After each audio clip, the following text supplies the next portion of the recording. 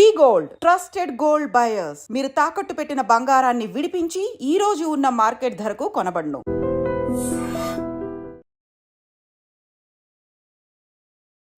నమస్తే. సో ఈ మధ్య కాలంలో వస్తున్నటువంటి ఒక ప్రశ్న విమర్శ, కేసీఆర్ కేవలం ఫామ్ హౌస్కి మాత్రమే పరిమితమయ్యారు, అసలు ఆయన ఏ పని చేస్తున్నారు, అసలు కొన్నిసార్లు మా ఎమ్మెల్యే కనిపించట్లేదు అనేటువంటి పోస్టులు వినిపించాయి. ఇప్పుడు ప్రతిపక్ష హోదా కూడా ఎందుకు అనే మాట ఎట్లా చూస్తున్నారు మీరు? అంటే స్ట్రాటజిక్గా ఆయన సైలెన్స్ మెయింటైన్ చేశాడు, ఎందుకంటే ఒక 1 year అన్న మనం టైం ఇవ్వాల్సి ఉన్నది అని చెప్పి. సో ఇప్పుడు బహుశా నేను అనుకుంటా ఈ బడ్జెట్ సెషన్ అయిపోయిన తర్వాత నెక్స్ట్ వచ్చే సెషన్స్లల్లో ఆయన వచ్చే అవకాశం ఉంది అసెంబ్లీకి. కొంత రేవంత్ రెడ్డి అవమానపరిచే భాష మాట్లాడడం ఇదంతా కూడా కొంత ఆయనను రాకుండా ఆపిందని కూడా చెప్పొచ్చు, ఎందుకంటే గౌరవం లేని కాడికి రావడానికి ఆయన ఆసక్తి చూపెట్టాడు. బట్ ఆయన శాశ్వతంగా అట్లే ఉండిపోతారు అంటే ఆయన నేచర్ అది కాదు. డెఫినెట్గా నెక్స్ట్ సెషన్స్లలో ఏప్రిల్ తర్వాత ఏదైతే పార్టీ ఆవిర్భావ దినం చేస్తామని అనుకుంటున్నారో వాళ్ళు, ఆ ఆవిర్భావ దినం తర్వాత ఆయనే ప్రజల్లోకి ప్లస్ అసెంబ్లీకి కూడా వచ్చే అవకాశం ఉంటుంది. అంటే మళ్ళీ మనకు ఆఫ్టర్ లాంగ్ టైం సెషన్స్ ఉంటాయి సమ్మర్ టైంలో, కాబట్టి జూన్ జూలై ఆ టైంలో జరిగే సెషన్స్లో ఆయన పార్టిసిపేట్ చేయవచ్చు. ప్రజల్లోకి మాత్రం వెళ్ళే ఆలోచనలో ఉన్నాడు. అది బయటకు వస్తున్న వార్తలు కానీ ఇంటర్నల్గా మాకు తెలిసిన సమాచారం కానీ సైలెంట్గా ఉండే ఆలోచన ఆయనకు లేదు. కాబట్టి ఇప్పటిలాగా ఉంటాడంటే కుదరదు, అట్లా రావాల్సి వస్తుంది. బట్ ఆ పార్టీ లేవాలంటే మాత్రం, అంటే ఇప్పుడు మహేష్ గౌడ్ ఏదైతే అన్నాడో అది కరెక్ట్ కాదు, ఎందుకంటే బీఆర్ఎస్కు రోజు రోజుకు మద్దతు పెరుగుతున్నది. ప్రజల్లో ఒక రియలైజేషన్ వస్తుంది, మనం తప్పు చేసినామేమో, మనము మంచిగా పనిచేస్తున్న కేసీఆర్ గవర్నమెంట్ను రాకుండా వీళ్ళని ఎత్తుకున్నందుకు మనకి రైతు బంధు రావట్లేదు, ఏది రావట్లేదు, చాలా వరకు ఇబ్బందులు అవుతున్నాయి. కొన్ని ఇచ్చినామని చెప్తున్నా కూడా అందరికీ రావట్లేదు లబ్ధిదారులకు. ఆ రుణమాఫీ కూడా అట్లాగే అయిపోయింది. ఇప్పుడు అందరికీ ఈ పాటికే వస్తాయి, రైతు బంధు సంక్రాంతికే పడుతుంది అన్నాడు. ఇప్పటి వరకు కూడా ఒక 1 acre ఉన్న వాళ్ళు కొద్ది మందికి వచ్చినాయి తప్ప, నాట్ ఈవెన్ 2 acres ఉన్న వాళ్ళకి కానీ 5 acres ఉన్న వాళ్ళకి కానీ ఎవ్వరికీ రాలేదు. ఇది ఏప్రిల్ దాకా వేస్తానంటుండు, మరి ఏప్రిల్ దాకా కూడా వస్తాయో రావో తెలియదు. బట్ చాలా అసంతృప్తి ఉంది ప్రజల్లో. ఈ హైదరాబాద్ సిటీలో కూడా ఇదివరకే ఇక్కడ టీఆర్ఎస్కు కొంచెం బాగా అనుకూలంగా ఉన్న పరిస్థితి. ఈ హైడ్రా మూసీతోని ఏమాత్రం కొద్దిగా కాంగ్రెస్కి అనుకూలంగా ఉన్న వాళ్ళు, న్యూట్రల్గా ఉన్న వాళ్ళు కూడా టీఆర్ఎస్కు ఫేవరే అవుతున్నారు. కేసీఆర్ ఎప్పుడు ఇట్లా కూల్ చేయలేదు, హైకోర్టు చెప్పినా వినట్లేదు ఈయన, ఇట్లాంటివన్నీ. నిన్న కూడా మళ్ళీ హైకోర్టులో హైడ్రా మీద సీరియస్ వార్నింగ్ ఇచ్చారు లక్ష్మణ్ గారు. నేను అనుకుంటే ఇంకొకసారి కనుక ఇట్లాంటిదైతే రంగనాథన్ జైలు పంపినా కూడా ఆశ్చర్యపోనక్కర్లేదు. సో ఇదంతా చూస్తే ఏంటంటే వీళ్ళ మీద వస్తున్న వ్యతిరేకత అంతా కూడా ఏం చేయకపోయినా అది కేసీఆర్కు ప్లస్ అవుతున్నది. తర్వాత ఫీల్డ్లో ప్రతిపక్ష పాత్ర హరీష్ రావు కానీ కేటీఆర్ కానీ వాళ్ళంతా సక్సెస్ఫుల్గా చేస్తున్నారు. తన పద్ధతిలో కవిత గారు కూడా మీటింగ్స్ ఆర్గనైజ్ చేయడం కానీ ఇవన్నీ చేస్తున్నారు. ఆమె ఇదివరకు బీసీ కార్డు తీసిన తర్వాత తెలంగాణ తల్లి మీద, మొన్న ఇరిగేషన్ మీద, ఇంకా ఇప్పుడు బీసీల ఇష్యూస్ మీద రౌండ్ టేబుల్, ఇవన్నీ ఆమె చేయాల్సింది ఆమె చేస్తున్నది. ఎవరు కూడా మౌనంగా లేరు. ఇక వాళ్ళ మధ్య గొడవ కావాలని వీళ్ళు అనుకుంటున్నారు, కానీ నేను అనుకుంటా కుటుంబంలో పెద్ద ఎవరైతే కేసీఆర్ గారు ఉన్నారో ఆయన అందరినీ కంట్రోల్ చేయగలుగుతాడు. అందరి మీద ఆయనకు అవకాశం ఉంది, అందరినీ కంట్రోల్ చేయగలిగే అవకాశం. ఆయన ధిక్కరించి ఎవరు ఆ కుటుంబంలో బయటికి రారు, ఏమి చేయరు. కాబట్టి వాళ్ళ మధ్య ఘర్షణ వాతావరణం లేదు. ఇండైరెక్ట్ కూడా డైరెక్ట్ కూడా ఎటువంటి స్పెక్యులేషన్స్ కూడా అవకాశం లేదు. అంటే మహేష్ గౌడ్ ఏదైతే అనుకుంటున్నారో అది సాధ్యం కాదు అది. బట్ ఒక సజెషన్ ఏంటంటే బీసీ వాదం అనేది బలంగా వస్తున్నది. ఇప్పుడు అన్ని పార్టీలు కూడా బీసీల గురించి ఆలోచిస్తున్నాయి. మొన్నటిదాకా సైలెంట్గా ఉన్న టీఆర్ఎస్ కూడా మళ్ళీ బీసీల మీటింగ్ పెట్టి కొంత యాక్టివేట్ చేసింది, రీసర్వే చేయమని అంటున్నారు. ఇవన్నీ జరుగుతున్నాయి. నా సజెషన్ ఏంటంటే బీసీ నుంచి ఒక వర్కింగ్ ప్రెసిడెంట్ను ఆ పార్టీలో పెట్టినట్టయితే, ఎట్లాగో కేటీఆర్ ఉన్నారు, ఇప్పుడు కాంగ్రెస్ కూడా 4 వర్కింగ్ ప్రెసిడెంట్ పెట్టాలనుకుంటుంది. గతంలో పెట్టింది కూడా. రేవంత్ రెడ్డి ఫస్ట్ ఎంట్రీ ఇవ్వడం వర్కింగ్ ప్రెసిడెంట్గానే ఇచ్చాడు. పొన్నం ప్రభాకర్ అప్పుడు వర్కింగ్ ప్రెసిడెంట్గా ఉన్నాడు. సో టీఆర్ఎస్ కూడా స్ట్రాటజీ తీసుకోవాలి. ఒక వర్కింగ్ ప్రెసిడెంట్ బీసీకి, ఒక వర్కింగ్ ప్రెసిడెంట్ ఎస్సీకి ఇచ్చినట్టయితే ఆ పార్టీ కొంచెం ముందు పోవడానికి అవకాశం ఉంటుంది. అంటే కొంత ఏమన్నా అక్కడక్కడ బీసీలలో అసంతృప్తి ఉన్నా కూడా, కానీ లాస్ట్ 10 years ఆ పార్టీని మోసింది బీసీలేనమ్మా. ఆశించినంత, అంటే డెఫినెట్గా ఇతర ప్రభుత్వాల కంటే బీసీలకు కేసీఆర్ కొంత ఎక్కువనే చేశాడు. అంటే సర్వే ఆధారంగా వచ్చిన ఫిగర్స్ని బట్టి గొర్రెలు ఇవ్వడం కానీ, కొంత బర్రెలు, కొంత చేపలు ఇవ్వడము, ఇట్లాంటి వాటి వల్ల ఎకానమీ పెరిగింది వాళ్ళవి. తర్వాత రైతులకు కూడా కావాల్సిన నీళ్లు కానీ ఇట్లాంటివన్నీ ఇచ్చాడు, కరెంట్ ఇచ్చాడు, నీళ్ళు ఇచ్చాడు, ఇవన్నీ ఇచ్చాడు, రైతు బంధు, పెట్టుబడి సాయం. బట్ బీసీలలో చాలా వరకు అదివరకు ఉన్న జీవితాల కంటే ప్రమాణాలు పెరిగినాయి. ఆకలి చావులు లేవు, వలసలు లేవు, ఆత్మహత్యలు తగ్గినాయి. ఇవన్నీ కూడా ఏంటంటే డెఫినెట్గా ఆయన మిగతా ప్రభుత్వాల కంటే బెటర్ అని చెప్పొచ్చు. అందుకే బీసీలు కూడా ఓన్ చేసుకున్నారు, ఉద్యమకారులైనా ఇతర బీసీలైనా ఓన్ చేసుకున్నారు. బట్ ఇప్పుడు వస్తున్న అసంతృప్తి ఏదైతే ఉన్నదో అది బ్యాలెన్స్ చేయడానికి, దాని నుంచి ఓవర్కమ్ కావడానికి కొంత ప్రో బీసీ పాలసీ అనేది ఆ పార్టీ తీసుకోవాలి. బీసీల కోసం ఒక విజన్ కూడా ప్రకటించాలి. అది ఎలక్షన్ల ముందు చేస్తారు. ఇప్పుడు గతంలో 5,000 కోట్లు ప్రతి సంవత్సరం బీసీల కోసం ఖర్చు పెడుతుంది బీఆర్ఎస్ ప్రభుత్వం అని టీఆర్ఎస్ ఫస్ట్ మేనిఫెస్టోలోనే మేము రాసాము. బట్ అది అమలు కాలేదు. రకరకాల స్కీమ్లలో బీసీలకు ప్రయోజనం దొరికింది, కానీ కార్పొరేషన్ల ద్వారా కానీ, ఆర్థిక సహకార సంస్థలు ఉంటాయి కదా, వాటిలలో ఎంబీసీ కార్పొరేషన్లో కానీ బీసీ కార్పొరేషన్లో కానీ రాలేదు. సో ఇక ముందు ఇలాంటి పొరపాటు జరగవని చెప్తూ వాళ్ళు బీసీలను ఓన్ చేసుకోవాలి. అది కనుక జరిగితే డెఫినెట్గా ఇప్పుడున్న దానికంటే కూడా ఇంకా ఒక 5 to 10% ఓట్స్ పెరిగే అవకాశం ఉంటుంది. ఒకవేళ వీళ్ళు చేయకపోతే ఆ స్థానాన్ని బీజేపీ తీసుకుంటుంది. ఎందుకంటే వాళ్ళు ఇప్పటికే బీజేపీ ప్రకటించింది ముఖ్యమంత్రిని చేస్తాం మేము బీసీని అని. మరి ఆ బీసీని ముఖ్యమంత్రి చేస్తా అన్నప్పుడు కొంత మొగ్గు ఉంటుంది అటువైపు. కాబట్టి అంటే బీజేపీ అధికారంలోకి వస్తుందా రాదా అనే ప్రశ్న ఉన్నది. వస్తే మాత్రం బీజేపీ ముఖ్యమంత్రి చేస్తా అని నమ్ముతున్నారు, బీసీని ముఖ్యమంత్రి చేస్తా అని నమ్ముతున్నారు బీసీలు. కానీ ఆ పార్టీ అధికారంలోకి వస్తుందా అనే కాడ సంశయం ఉంది. ఇంకోటి, ఇప్పుడు కనీసం పార్టీ అధ్యక్షుని ఇవ్వడానికి కూడా ఇంతకాలం నుంచి జాప్యం చేస్తున్నారు. ఎందుకంటే ఈటెల రాజేందర్కు ఇవ్వాలని ఒక స్టేజ్లో అనుకున్నారు. మరి ఇప్పుడు ఆ ప్రతిపాదన ఉందా లేకపోతే లేదా అనేది తెలియదు. మధ్యలో అరవింద్ గారి పేరు వచ్చింది. కాబట్టి ఇప్పుడు లేటెస్ట్గా వినబడుతున్నది ఏంటంటే అరవింద్కో లేకుంటే ఇంకొకరికో లేదా మధ్య మార్గంగా రామచంద్రరావు గారికి అధ్యక్షుడిని ఇచ్చి రాజేందర్ను కేంద్రంలోకి తీసుకుందాం, ఇంకో సహాయ మంత్రిగానో చేయాలనే ఆలోచన ఉన్నదనేది ఒక వార్త వినబడుతున్నది. కిషన్ రెడ్డి గారేమో రఘునందన్ గారిని ఎంకరేజ్ చేస్తున్నారని ఇంకో వార్త వినబడుతున్నది. ఏది చేసినా కూడా బీసీ వాదాన్ని వాళ్ళు ఎత్తుకోవాలనుకుంటే బీసీనే అధ్యక్షుని చేయాలి.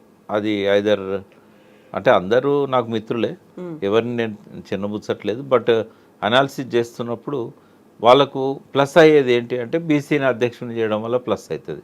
అది మున్నూరు కాపు సామాజిక వర్గమైనా ముదిరాజ్ సామాజిక వర్గమైనా ప్లస్ అవుతుంది. బట్ అది చేస్తారా లేదా అనేది చూడాలి. సో ఇప్పుడు మహేష్ కుమార్ గౌడ్ ఇంకొక కీలకమైనటువంటి వ్యాఖ్య చేశాడు. బీఆర్ఎస్ 3 ముక్కలాట కొనసాగుతోంది, కేటీఆర్, హరీష్, కవిత అనేది. ఎవరికి వాళ్ళు సపరేట్ ప్రోగ్రామ్స్ పెట్టుకుంటున్నారు, గ్యాదరింగ్స్ అవుతున్నాయి, రౌండ్ టేబుల్ అవుతున్నాయి, కానీ అంతా కలిసి పని చేయట్లేదు అనే భావన. పార్టీలలో ఇటువంటి వాతావరణం అవసరం. ఎందుకంటే ఒకరి పట్ల కోపం ఉన్న వాళ్ళు ఇంకోరి దగ్గరికి వెళ్తారు. వీళ్ళందరూ ఒకటే పెట్టారనుకోండి, ఇంకో పార్టీకి పోతారు వాళ్ళు. కాబట్టి అసంతృప్తి ఉన్న వాళ్ళు, ఇట్లాంటి వాళ్ళు ఇప్పుడు చేయడం, ఇట్లా కొంత డిఫరెంట్ యాక్టివిటీ చేయడం అనేది అవసరం కూడా. ఇండిపెండెంట్గా కవిత గారు ఇండిపెండెంట్గా పోతున్నారు, హరీష్ను కేటీఆర్ కలిసే పోతున్నారు. అంటే పార్టీ వేదికల మీద కానీ ఎక్కడ కానీ అది కొన్ని ఇప్పుడు స్పెక్యులేషన్స్ వస్తాయి. మొన్న వాకౌట్ చేసినప్పుడు కవిత గారు చేయలేదు, ఆమె అందులో ఉండి మాట్లాడి వచ్చింది ఆమె. అంటే ఆమె ఏమనుకున్నదంటే వాయిస్ పోవాల్సిన అవసరం ఉంది అనేది. కాబట్టి దాన్ని అంత మాత్రాన మనం పార్టీ నుంచి ఆమె దూరం అవుతున్నదనో లేకపోతే ఇంకేదో ఆలోచన ఉందని అనుకోవడం కరెక్ట్ కాదు. బట్ ఆమె ప్రోగ్రామ్స్ అన్నీ కూడా పబ్లిక్ ఇష్యూస్ని తీసుకొని ముందుకు పోవాలి. ఆమెకు ఒక ఎంటిటీ ఉంది, జాగృతి అని. అది టీఆర్ఎస్లో భాగం కాదు. టీఆర్ఎస్లో భాగం కాకుండానే అది ఎమర్జ్ అయింది. లాస్ట్ 17 years నుంచి ఉన్నది. అది 17-18 years అయింది ఆ ఆర్గనైజేషన్ పెట్టి. ఆమె చాలాసార్లు బతుకమ్మే కాకుండా రకరకాల కార్యక్రమాలు దాని తరఫున తీసుకున్నది ఆమె. కాబట్టి ఆ రకంగా ముందు పోవడాన్ని ఎవరు తప్పట్టాల్సిన అవసరం లేదు. అయితే ఈ మధ్య కాలంలో ఫామ్ హౌస్లో కేసీఆర్ మాట్లాడారు, అక్కడికి తనని కలవడానికి వచ్చినటువంటి కార్యకర్తలు, నాయకులతో, ఈసారి కొడితే మామూలుగా కొట్టను, చాలా బలంగా కొడతాను అనే మాట. తొందరలోనే నేను బయటకు వస్తాను అని. నిజంగా తొందరలో బయటకు వచ్చినప్పుడు కార్యక్రమం అనేది ఎలా ఉంటుంది అనుకుంటున్నారు మీరు? అంటే రేవంత్ రెడ్డి ఆయనకు మ్యాచ్ కాదు కదా. ఇప్పుడు రేవంత్ రెడ్డి ముఖ్యమంత్రి కావచ్చు, బట్ కేసీఆర్ గారి పర్సనాలిటీ ముందు, ప్రజల్లో ఆయనకున్న ఇమేజ్ ముందు రేవంత్ రెడ్డి నిలబడలేడు అని చెప్పాల్సిన అవసరం లేదు. ఆ మాట బయటకు వస్తే అదే జరుగుతుంది, కానీ నేను కొడతాను అని చెప్పాల్సిన అవసరం లేదు. అది ఇంకెవరన్నా కింద ఉన్న సెకండ్ స్టేట్ నాయకులు అట్లా చెప్తే బాగుంటుంది. బట్ అది ఆయన ఆ రకంగా చెప్పడం అయితే వాంఛనీయం కాదు. అది ఆయన పర్సనాలిటీకి అది శోభనీయదు. డెఫినెట్గా ఆయన కాకపోతే కొట్టడం అయితే కొడతారా? అప్పర్ హ్యాండ్ అవుతాడు ఆయన డెఫినెట్గా. రేవంత్ రెడ్డి అసెంబ్లీలో ఉన్నప్పుడు కేసీఆర్ కూడా అదే అసెంబ్లీలో వాయిస్ వినిపించాడు అనుకోండి. దానికి కారణం ఏంటంటే, ఒకటి తెలంగాణ తెచ్చిన వ్యక్తిగా ఆయనకున్న ఇమేజ్, ఎన్ని ఆటుపోట్లైనా ఎదుర్కొని నిలబడ్డాడు. గతంలో ఏ నాయకుడు నిలబడలేదు అట్లా. రెండవది ఏంటంటే, తెలంగాణ అణువున ఆయనకు అవగాహన ఉంది, ప్రతి రంగం మీద అవగాహన ఉంది, పట్టు ఉంది. రేవంత్ రెడ్డికి లేదు. ఇంకా ఆయన చాలా కష్టపడాలి అవగాహన పెంచుకోవడానికి. తర్వాత స్ట్రాటజీస్లల్లో రేవంత్ రెడ్డికే మాస్టర్ ఆయనకి ఎవరు రోల్ మోడల్ అంటే కేసీఆర్ రోల్ మోడల్ రేవంత్ రెడ్డికి. ఆయనను చూసే ఈ స్ట్రాటజీస్ అన్ని ఈయనే ఇంప్లిమెంట్ చేశాడు. కాబట్టి ఆయన తట్టుకోవడం అనేది రేవంత్ రెడ్డికి సాధ్యం కాదు. వాస్తవంగా చెప్పాలంటే 1 year నుంచి చాలా గట్టిగా ప్రయత్నం చేస్తున్నాడు రేవంత్ రెడ్డి, కేసీఆర్ రాకూడదు అసెంబ్లీకి అని. డైరెక్ట్ అట్లా చెప్పకుండా ఏంటంటే దుర్భాషలు ఆడడం, రోత మాటలు మాట్లాడడం, ఆయన ఏ స్థాయికైనా దిగజారిండు అట్లా. ఎందుకు అంటే ఎక్కడ కేసీఆర్ వస్తాడో, కేసీఆర్ వస్తే తనకు సరిపోను అనేది తెలుసు ఆయనకి. అంటే విషయ పరిజ్ఞానం లేదు, ఎదుర్కొనే శక్తి లేదు.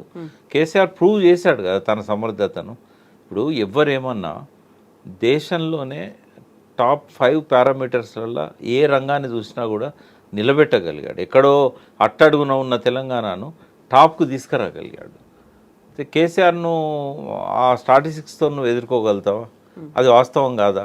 కేసీఆర్ చెప్పుకోవాల్సిన అవసరం లేదు. రిజర్వ్ బ్యాంక్ చెప్తున్నది, గవర్నమెంట్ ఆఫ్ ఇండియా చెప్తున్నది, ఇదే బీజేపీ ప్రభుత్వం పార్లమెంట్ సాక్షిగా ఎన్నోసార్లు చెప్పింది. కళ్ళ ముందు ఫలితాలు కనబడుతున్నాయి. ఇవాళ నువ్వు బడ్జెట్ పెడుతున్నావు అంటే 3 లక్షల కోట్ల బడ్జెట్ పెడుతున్నావు అంటే అది కేసీఆర్ కృషి కాదా? ఇవాళ నువ్వు ఎంత 1,79,000 కోట్లు దావోస్ నుంచి తెస్తున్నావు అని అంటే అది కేసీఆర్ ప్రతిభ కాదా? నువ్వు ఆయన పేరు చెప్పినంత మాత్రాన ప్రజలు ఆయన క్రియేట్ ఇయ్యరా? ఇప్పుడు ఇవాళ ఉన్న హైదరాబాద్లో ఫేవరబుల్ కండిషన్స్ని ఎవరు క్రియేట్ చేశారు? టీఎస్ ఐపాస్ ఎవరు రూపొందించారు? 25,000 ఇండస్ట్రీస్ వచ్చాయి కదా కేసీఆర్ 10 ఏళ్ల పాలనలో. అంటే నువ్వు ఏదో చెప్పినంత మాత్రాన ప్రజలు ఎడ్డిగుడ్డి కాదు కదా. వాళ్ళకు ఇవాళ సోషల్ మీడియా ఉంది, నువ్వు నెగిటివ్ చెప్తే పాజిటివ్ చెప్పే వాళ్ళు ఉన్నారు. అనలైజ్ చేసి ఏది మంచో ఏది చెడో చెప్పగలిగే మాలాంటి వాళ్ళం ఉన్నాం. రేవంత్ రెడ్డి అంటాం కదా, పిల్లి కళ్ళు మూసుకొని పాలు తాగుతూ ఎవరు చూడట్లేదు అనుకుంటుంది. సో ఆ అపరిపక్వత ఇంకా కొనసాగుతూ ఉంది ఆయన లోపల. సరే, వస్తే ఎదుర్కొనే సత్తా నీకు ఉండాలి. నువ్వు ఒకవేళ తప్పు చేస్తే నాకు స్టాటిస్టిక్స్ మీద అవగాహన లేక మాట్లాడినాను ఒప్పుకునే పరిస్థితి ఉండాలి. కానీ ఆయన రావద్దు అనేది ఎక్కడిది? ఆయన రావద్దని కోరుకుంటున్నాడు. అందుకే ఇంతకాలం ఆయన ఇష్టం వచ్చిన దుర్భాషలు ఆడాడు.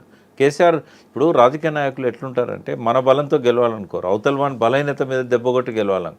కేసీఆర్ బలహీనత ఏంటంటే ఇటువంటి వాళ్ళ ముందు ఆయన కూర్చోలేడు. ఆయన లెటర్ రాస్తేనే సుజన విధేయుడు అని రాస్తాడు. సుజన విధేయుడు అంటే మంచి వాళ్ళతోని ఈయన ఇట్లాంటి వాళ్ళతో నేనేం కూర్చోవాలని చెప్పి ఆయన రాడు. అది ఆయనకు కావాలి. ఆయన వీక్నెస్ అది కేసీఆర్ది. ఆయన వీక్నెస్ని నేను క్యాచ్ చేసుకోవాలనుకుంటాను. బట్ ఆయన చంద్రబాబు నాయుడును ఒక్కటి చెప్పొచ్చమ్మా, అసలు రాష్ట్ర రాజకీయాలలో సమైక్య రాష్ట్రం ఉన్నప్పుడు చంద్రబాబు నాయుడును రాజశేఖర రెడ్డిని ఢీకొని తెలంగాణ వాదాన్ని నిలబెట్టాడు కదా. మరి ఈయన గురువు కదా ఆయనే చంద్రబాబు నాయుడు. ఒకసారి ఆ గురువు దగ్గర పోయి కూర్చుంటే ఈయనకు అర్థమవుతుంది. ఆయన చెప్తాడు, పెట్టుకోకరా బాబు వాడితోనే అని చెప్తాడు. కానీ రేవంత్ రెడ్డి ఏంటంటే ఆయన గురువుకే సాధ్యం కాని దాన్ని ఆయన ఎట్లా సాధ్యం చేయగలుగుతాడు? కేసీఆర్కు రాజశేఖర రెడ్డిని చంద్రబాబు నాయుడుని ఢీకొన్న వ్యక్తి రేవంత్ రెడ్డి ఒక లెక్కన ఆయనకి. కాబట్టి ఆ మాటలు ఆయన చెప్పకుండా ఉండాలి. రెండవది ఏంటంటే ఆయన వ్యవహార శైలిలో కూడా మార్పు రావాలి. మనం కూడా ఇంతకుముందు చాలాసార్లు అనుకున్నాం. బట్ ఇప్పటిదాకా ఏ ఎఫర్ట్ ఫామ్ హౌస్లో జరుగుతున్నట్టు నాకు కనబడట్లేదు. ఉద్యమకారులను పిలవలేదు, మాలాంటి వాళ్ళని పిలవలేదు.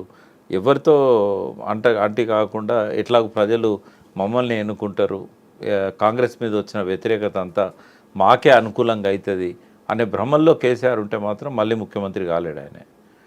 ఎందుకంటే కొత్త శక్తులు వస్తున్నాయి. ఆ కొత్త శక్తులతో సమన్వయం చేసుకునే విధంగా పార్టీని బలోపేతం చేయాలి. అట్లా కాకుండా కాంగ్రెస్ మీద వ్యతిరేకత అంతా నాకే ప్లస్ అవుతుంది, జగన్ మీద వ్యతిరేకత అంతా కూడా చంద్రబాబుకి వచ్చింది. మళ్ళా అంతకుముందు చంద్రబాబు ఘోరంగా ఓడిపోయాడు, మళ్ళీ మంచి బలంతో గెలిచాడు. నేను కూడా గట్లనే గెలుస్తా అనుకుంటే మాత్రం ఆంధ్ర రాజకీయాలు వేరు, తెలంగాణ రాజకీయాలు వేరు. నెక్స్ట్ ఎలక్షన్స్ అంత సాఫీగా జరగవు. ఇప్పుడున్నట్టు డెఫినెట్గా కొత్త పార్టీలు వస్తాయి, కూటమి వస్తుంది. వీటన్నింటిని తట్టుకొని నిలబడాలనుకున్నప్పుడు నేను సైలెంట్గా ఉన్నా గెలుస్తా, ఎట్లాగ ఎలక్షన్లు మళ్ళీ వస్తే మనమే రాజ్యాధికారానికి వస్తాం, ఇట్లాంటి మాటలు వినబడతా ఉన్నాయి. అది వాళ్ళకు మంచిది కాదు. వాళ్ళు ఎక్స్పెక్ట్